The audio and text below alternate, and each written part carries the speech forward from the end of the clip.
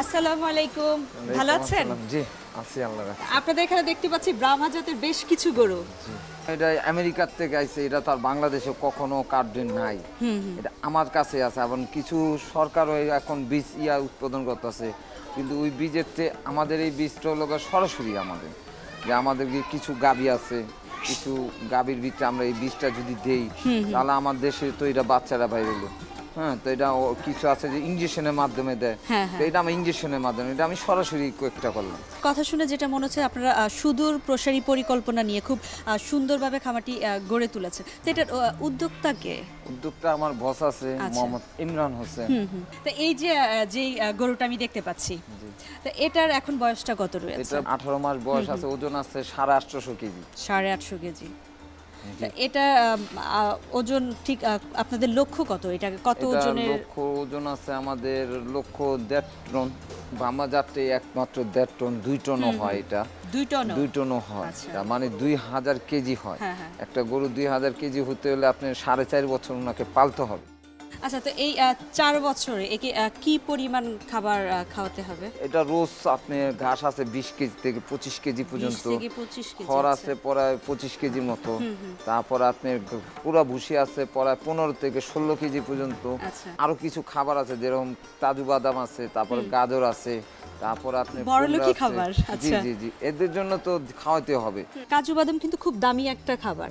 তো গ্রাম পর্যায়ে আমরা জানি যে আমাদের সরকার কিন্তু অনেককেই সিমেন্ট দিচ্ছে, তো তারা কি পালতে পারবে? তাদের পক্ষে কি এটা লালন পালন করে লাভজনক হওয়া সম্ভব? এখন লাভজনক হওয়া সম্ভব যদি ওনারা উদ্যোগটা নেয় যে আমি ওইভাবে পালবো। দেখা গেল কাজু বাদাম আমি দিলাম 1 কেজি, কিন্তু তারে যদি আমি হাফ কেজি দেই, তো ওনারা পালতে পারে হাফ কেজি খাওয়া। হাফ কেজি আমার অন্য কোনো ম্যাচিং খাবার আছে, গাজর আছে, মিষ্টি কুমড়া আছে, আপনার মনে করেন বিভিন্ন আর কি সবজি বিচি আছে। আপনি এটি খাওয়াইলে অবশ্যই সে প্রোটিনটা চলে আসবে।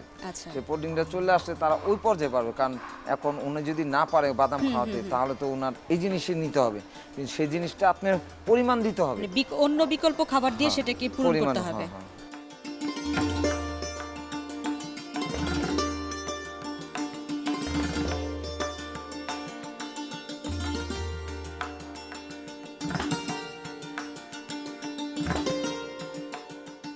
দর্শক, আমরা চেষ্টা করি প্রতি পর্বেই আপনাদের জন্য নতুন নতুন কিছু তুলে ধরার জন্য, যেটা আপনারা লাভবান হবেন, আপনারাও হয়ে উঠবেন সফল কৃষক ও খামারি। এখন আপনাদের জানিয়ে দিচ্ছি এই খামার এবং খামারি সংক্রান্ত ছোট্ট তথ্য কণিকা। খামারের ধরন: সাদেক এগ্রো ফার্মে গাভী, মহিষ, ব্রাহ্মা জাতের গরু ও ছাগল পালন।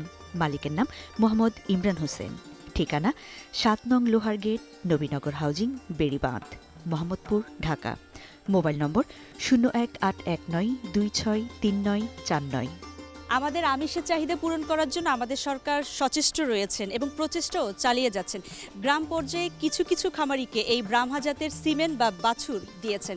এই ব্রাহ্মা জাতের গরুগুলো অল্প সময়ে লালন পালন করে অধিক লাভবান হওয়া যায়। খুব অল্প সময়ের মধ্যে এদের উচ্চতা অনেক বেশি, যেটা আপনারা কিন্তু দেখতেই পাচ্ছেন, এবং মাংসটা অনেক বেশি, এবং এর মাংসটা সুস্বাদু এবং অন্য মাংসের চেয়ে কিন্তু অনেকটাই চর্বিমুক্ত, যেটা আমাদের স্বাস্থ্যের জন্য অনেক উপকারী।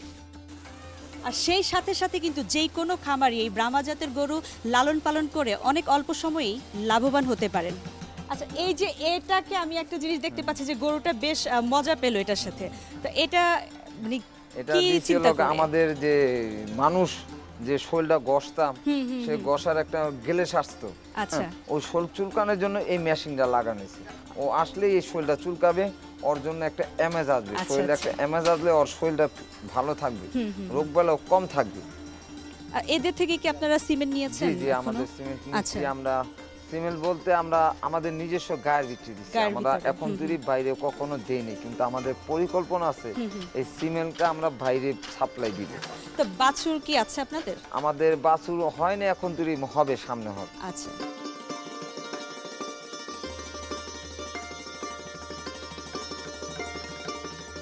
এই যে বিদেশি জাতের এই গরুগুলো, এগুলোর পরিচর্যাটা কিভাবে করছেন? পরিচর্যা মনে করেন আমরা এটাকে হাটকে রাখতে হবে না, হাটকে রাখলে তাদের পায়ে একটা রস নামে। এখন এটি তো ওই উৎপাদন যে দেখা গেল যে মনে করেন এটাকে যদি ছাইরা পালি, ওর একটা এমএস বাড়ে, ও বড় হবে, ও রোগ বেলায় কম থাকবে, ওর পায়ে কোনো ব্যথা থাকবে না। হ্যাঁ, এই কারণে আমরা ফ্লোরটা পুরো খালিটা রাখছি, যে ওরা যে মাটিতে খাওয়ানোর পরে যে ওর যে রানিং নিতে পারে। আপনি রানিং এই খালি জায়গাটার মধ্যে আমরা এই খালি জায়গাটা রাখছি এই কারণেই যে ও যে একটা এমএস নিতে পারে, ও যে নিজে একটা চঞ্চলতা থাকে। এখন যদি আমি একজনের দেখালো যে বিক্রি করছি, এখন যদি বলে যে এই গরুটা আমার বাসা নিয়ে আসে, এখন যদি নিয়ে আসে, যদি না হাঁটতে পারে তাহলে তো উনি নিবে না। আর যদি আমরা যদি ছাইরা পাল সেই কারণে যে ও যে নিজেই হেঁটে যেতে পারে, এই কারণে আমরা এই বড় পরিকল্পনা নিয়েছি। এর পাশাপাশি আপনাদের আর কি কি রয়েছে? আমাদের কাছে মহিষ আছে।